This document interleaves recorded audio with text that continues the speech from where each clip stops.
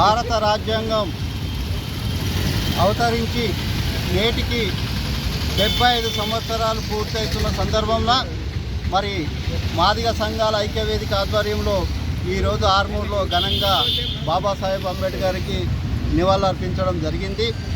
మరి ఈ సందర్భంగా కేంద్ర రాష్ట్ర ప్రభుత్వాలు, గత ప్రభుత్వాలు కావచ్చు, ఇప్పుడున్న ప్రభుత్వాలు కావచ్చు, మరి మీకోసం, ఉన్నత వర్గాల కోసం ఆర్టికల్ ఏదైతే రాజ్యాంగంలో పొందుపరిచారో మరి వారిని సవరించుకుంటూ మొన్ననే మరి ఓసీలకు కూడా రిజర్వేషన్లు కల్పించారు. 2% 10% లేని ఓసీలకు మరి వెనుకబడ్డ వారిగా గుర్తించి వారికి 10% రిజర్వేషన్లు కల్పించారు.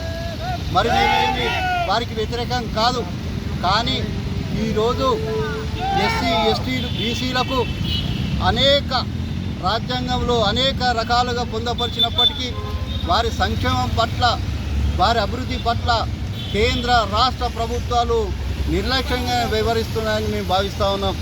ఎందుకంటే ఒక పక్క ఎస్సీ సప్లాన్ నిధులు అంటారు, మరి అది దళితుల వాడల్లోనే ఖర్చు పెట్టే సంస్థ, మరి వాటికి వినియోగించకుండా ఏదో కుంటి సాగు చూపించి మరి డివైడర్ల కానీ ఇతరత్ర కానీ మళ్లించి మరి దళితుల యొక్క అభివృద్ధిని కుట్టుపరిచే విధంగానే చేస్తున్నారని మేము భావిస్తూ ఉన్నాం.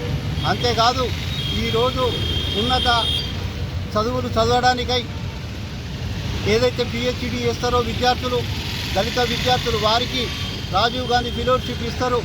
మరి గత కొంతకాలంగా వారిని అభివృద్ధికి చదువులకు దూరించే విధంగా మరి ఫెలోషిప్ ఆపి నీట్ అని చెప్పేసి బీసీలకు ఎస్టీలకు డైరెక్ట్ ఫెలోషిప్ ఇస్తూ మరి దళితులను మరి నీట్ అని ఎగ్జామ్ పెట్టి వారికి కూడా అరకొరగానే వారిని కొంతమందికి వాళ్ళు రాజీవ్ గాంధీ ఫెలోషిప్ ఇస్తున్నారు.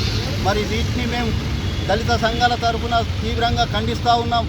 ఏది ఏమైనా బాబాసాహెబ్ అంబేద్కర్ మాకు ఏదైతే అవకాశాలు ఇచ్చారో దళితులకు, వాటిని మాకు సంపూర్ణంగా దళితుల అభివృద్ధి కోసమే వినియోగించి రాబోయే తరంలో ఉచిత విద్య, ఉచిత వైద్యం అనే మా దళిత జాతి ఆర్థికంగా వెనుకబడి ఉంటుంది కాబట్టి వారిని ఆదుకునే బాధ్యత కేంద్ర రాష్ట్ర ప్రభుత్వాలు తీసుకోవాలని చెప్పేసి వారికి విజ్ఞప్తి చేస్తూ, మరి రాబోయే తరంలో కూడా దళితులమందరం ఐకమత్యమై ఏకతాటిపై నిలిచి మరి 50% రిజర్వేషన్ల కోసం పోరాటానికి సిద్ధపడాలని చెప్పేసి దళిత నాయకత్వానికి విజ్ఞప్తి చేస్తా ఉన్నాం.